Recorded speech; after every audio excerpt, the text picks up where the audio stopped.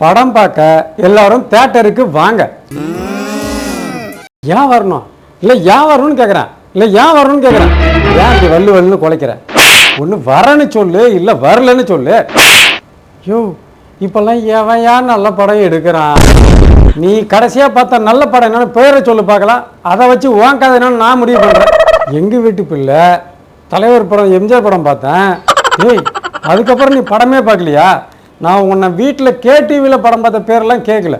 தியேட்டரில் போய் என்ன படம் பார்த்த அதை தான் நான் கேட்குறேன். ஜெயிலர் பார்த்தேன், அதுக்கு முன்னாடி தர்பார் பார்த்தேன். மொத்தத்தில் நீங்கள் ரஜினி சார் படத்தை தவிர வேறு எந்த படத்தையும் பார்க்கவே மாட்டீங்க, அப்படி தானே? ஏன்பா போன வாரம் ரிலீஸ் ஆன நம்ம விஜய் ஆண்டனி சாரோடைய ரோமியோ படம் வரைக்கும் ஃபுல்லாக அப்டேட் வரைக்கும் பார்த்துட்டோம்ல. அது எப்படி தியேட்டருக்கே போகாமல் எல்லா படத்தையும் அப்டேட்டடாக வச்சுருக்கிற நீ? ஃபோன்லேயே டவுன்லோட் பண்ணி பார்த்துட்டேன்ல. ஃபோனில் டவுன்லோட் பண்ணி பார்க்குறதுலாம் அவ்வளோ கிளாரிட்டியாக இருக்காதுடா, புரிஞ்சுக்குங்கடா. This is an unwanted statement irrelevant to the current situation. பரவாயில்லன்றேன், நான் ஃபோன்லேயே பார்த்துக்கிறேன். தெளிவாக பார்க்கணுன்னு எனக்கு தோணுச்சுன்னா நான் ஓடிடியில் பார்த்துக்கிறேன். டே மண்டையா, ஒரே ஓடிடியில் நீ எல்லா படத்தையும் பார்க்க முடியாது, அது உனக்கு தெரியுமா தெரியாதா? பரவாயில்லன்றேன். எங்கள் வீட்டு டிவியில் 3 மாதம் கழித்து படத்தை போட்டுருவாங்க, அப்போ நான் பார்த்துக்கிறேன். டிவியிலலாம் நீ படம் பார்க்கலாம் ரைட்டு, பட் ஆனால் அங்கே மூச்சு விடாமல் விளம்பரம் போடுவாங்க. தேட்டரில் பார்க்குற எஃபெக்ட் கண்டிப்பாக உனக்கு கிடைக்க போகிறதே இல்லை. பரவாயில்லங்கிறேன், குடும்பத்தோடு உட்காந்து ஜாலியாக விளம்பரம் பார்த்துக்கிட்டே பார்க்குறதுக்கு சுகம் உன்ன மாரி ஆளுக்கெல்லாம் சொன்னால் புரியாதுப்பா.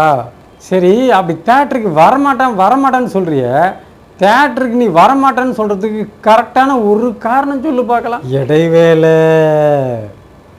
ஏண்டா இடைவேளைனா 1க்கு 2க்கு போகாமலாம் எப்படா படம் பார்ப்பீங்க தேட்டரில் உட்காந்துக்கிட்டு? நான் என்ன எவனையும் 1க்கு 2க்கு போகக்கூடாது நான் சொல்கிறேன். எவனுக்கு வருதோ அவன் போகட்டும், நாங்கள்லாம் உட்காந்து படத்தை ஃபுல்லாக பார்க்குறோன்னு சொல்கிறேன்.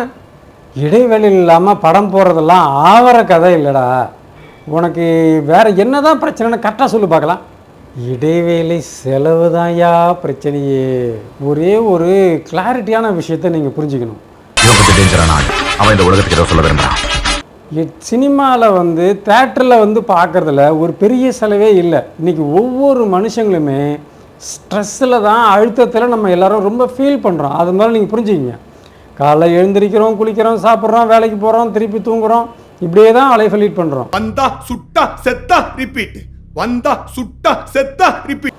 மனசு ரிலாக்ஸாக இருக்கிறதுக்கான வாய்ப்பே மனிதர்களுக்கு இல்லைன்னு சொல்லி ஒரு ஆய்வறிக்கையே சொல்லலாம்.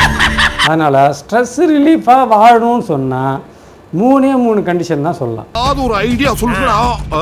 நம்பர் 1ன்னு சொல்லணும்னா, வாரத்துக்கு ஒரு முறை அது உங்களுடைய கோவிலுக்கு நீங்கள் கண்டிப்பாக போய் 1 மணி நேரமோ 2 மணி நேரமோ போய் நீங்கள் டைம் ஸ்பெண்ட் பண்ணிட்டு வரணும். அது கோவிலோ சர்ச்சோ மசூதியோ. இந்தமாரி பண்ணுறவங்களுக்கு ஸ்ட்ரெஸ் ரிலீஃபே இருக்காதுன்னு சொல்கிறாங்க. 2வதா ஃபேமிலியோட ஒரு டூர் போகலாம் வருஷத்துக்கு ஒரு முறை.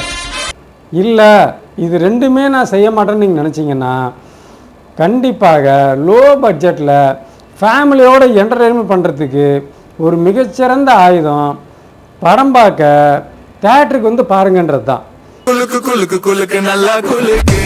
நீங்கள் எல்லா படத்தையும் பார்க்க சொல்ல, வருஷத்துக்கு 2 அல்லது 3 படமோ ஃபேமிலியோட பாருங்கன்னு தான் சொல்கிறேன். இந்த சேனல் உங்களுக்கு பிடிச்சிருந்தால் லைக் பண்ணுங்கள், சப்ஸ்கிரைப் பண்ணுங்கள்.